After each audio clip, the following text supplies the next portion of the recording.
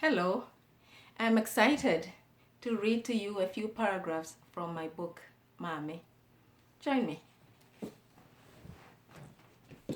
This story is about a who. My name is a who. This was not the name I was given at birth.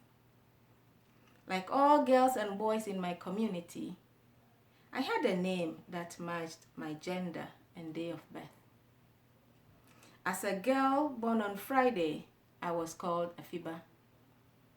If I had been a boy, I would be called Kofi. I have another name based on my birth order. As the fifth child of my mother, I am also called Aloni. Nobody calls me by any of these names anymore, except those who are very close to me, and only on special occasions when they want to show that they truly belong to my inner circle.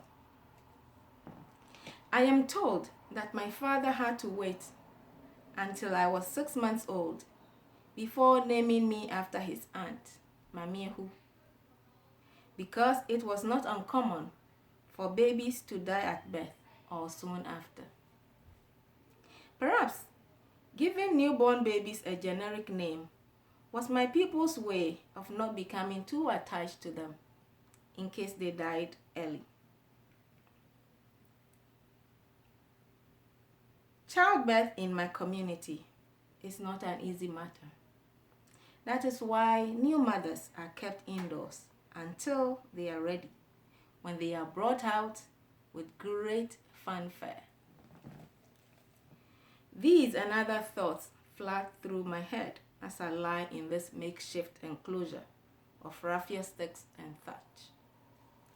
This multi-purpose family bathroom serves as the delivery room today. The two women guiding my baby out into the world are speaking to each other in hushed tones. I can sense the fear in their eyes as I lie on the raffia mat on the floor. What could be going on? If I focus well enough, I should be able to see the other women running about helter-skelter in the yard.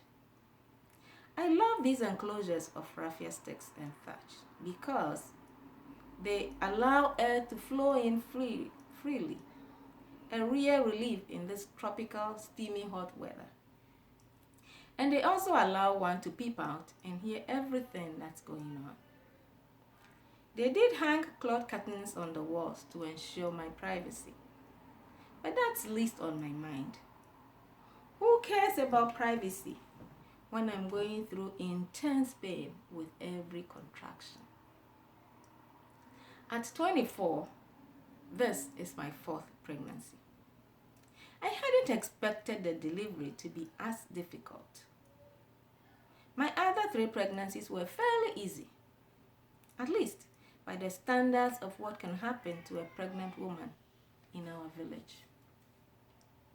Ekonu, a village of about 500 inhabitants, is the last major settlement on the Amenzule River just before it enters the Gulf of Guinea, at the southwestern tip of Ghana. We refer to it as our holy village because it is the only one in the entire community that has visitors and locals alike washing their feet before they enter or leave it. This means that visitors have to wade through the 200 meters of shallow water where the river meets the shoreline to get to the canoe, which will take them to or from the village. There is no pier to work on, and many first-time visitors to Ekonu express dismay in having to remove their shoes, and sometimes, when we have high tide, even their clothing, in order to get to the canoe. Thick green mangrove borders both ends of the river, making it impossible for anyone to be seen unless they wade through the water to get to the main dock where the canoe is tethered. The shadow the mangrove casts on the river gives it a darkish green color, It is no surprise the people believe that the god of the river is a tall, handsome man with green eyes, thick black hair, and smooth jet black skin.